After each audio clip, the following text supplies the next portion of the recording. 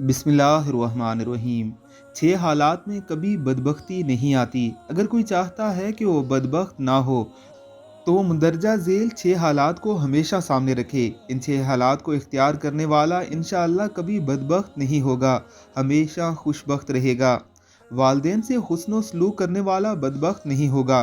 कुरान करीम में है, उसने मुझे मेरी वालदा के साथ अच्छा सलूक करने वाला बनाया, मुझे सख्त तबीयत और बदबख्त नहीं बनाया।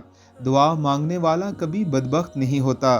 कुरान मुकद्दस में है, और मैं तुझसे दुआ मांग कर ए मेरे रब में बदबख्त नहीं हुआ। कुरान पढ़ने वाले के साथ कभी बदबख्ती नहीं आती।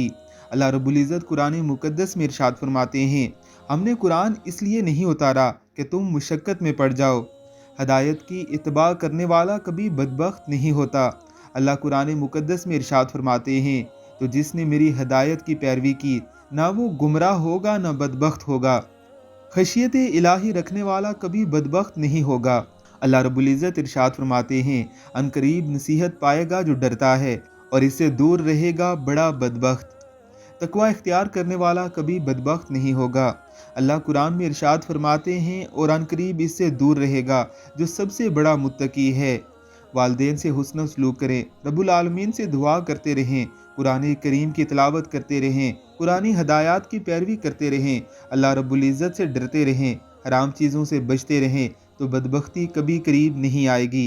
अल्लाह हम सबको खुशबख्त बनाए। आमीन, अल्लाहुम्मा आमीन।